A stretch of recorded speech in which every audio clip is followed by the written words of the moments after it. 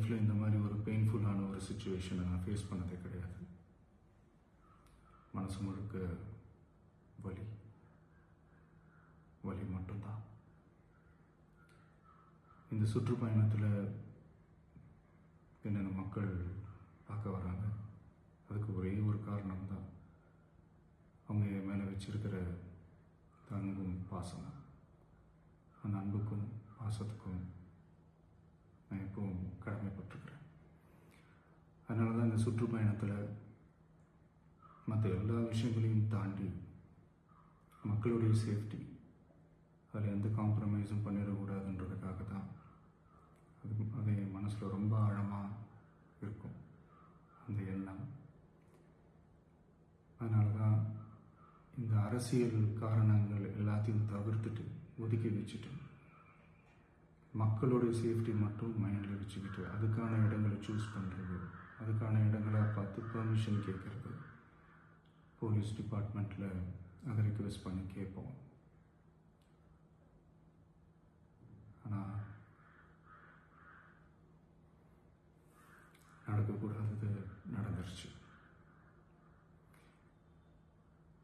நானும் மனுஷன் தானே. அந்த நேரத்தில் அத்தனை பேர் பாதிக்கப்பட்டு இருக்கும்போது எப்படி அந்த ஊரை விட்டுட்டு என்னால் கிளம்பி வர முடியும்? நான் திரும்ப அங்கே போகணும்னு இருந்துச்சுன்னா அதை ஒரு காரணம் காட்டி அங்கே வேறு சில பதட்டமான சுச்சுவேஷன்ஸ், வேறு சில அசம்பாவிதங்கள் அந்த மாதிரி எதுவும் நடந்துடக்கூடாதுன்றதுக்காக தான் நான் அவாய்ட் பண்ணேன். இந்த நேரத்தில் சொந்தங்களை இழந்து தவிக்கிற அத்தனை குடும்பங்களுக்கும் என்னுடைய ஆழ்ந்த இரங்கலை தெரிவிச்சுக்கிறேன். எனக்கு தெரியும், என்ன சொன்னாலும் இது ஈடேயாகாதுன்னு எனக்கு தெரியும். ஹாஸ்பிட்டலில் ட்ரீட் பண்ணிகிட்ருக்கிற எல்லாருமே சீக்கிரமாக க்யூர் ஆகி வரணுன்றதை இந்த நேரத்தில் நான் வேண்டிக்கிறேன். கூடிய சீக்கிரமே உங்கள் எல்லாரையும் நான் சந்திக்கிறேன். இந்த நேரத்தில் எங்களுடைய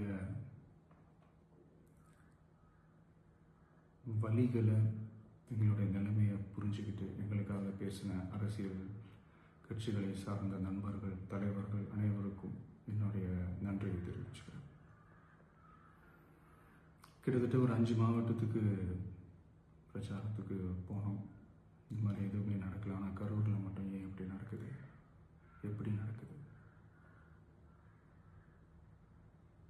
மக்களுக்கு எல்லா உண்மையும் தெரியும். மக்கள் எல்லாத்தையும் பார்த்துக்கிட்டு இருக்கிறாங்க. கரூரை சேர்ந்த அந்த மக்கள் அந்த உண்மையெல்லாம் வெளியில் சொல்லும்போது எனக்கு கடவுளே நேரில் வந்து இறங்கி அந்த உண்மைகள்லாம் சொல்கிற மாதிரி எனக்கு தோணுச்சு. சீக்கிரமே எல்லா உண்மைகளும் வெளியில் வரும்.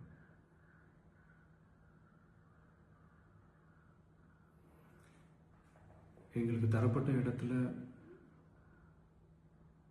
நாங்கள் போய் அந்த அந்த ஸ்பாட்டில் நின்று நாங்கள் பேசிட்டு வந்தோம். அதை தாண்டி எந்த தவறும் எங்கள் சைடில் நாங்கள் எதுவுமே செய்யலை. பட் இருந்தாலும் எங்கள் கட்சியை சேர்ந்த நிர்வாகிகள், தோழர்கள் மேலே எஃப்ஐஆர், அது மட்டும் இல்லை சோஷியல் மீடியாவை சேர்ந்த நண்பர்கள், தோழர்கள் அவங்க மேலே எஃப்ஐஆர்லாம் போட்டு இப்போ பிடிச்சிக்கிட்டு இருக்கிறாங்க.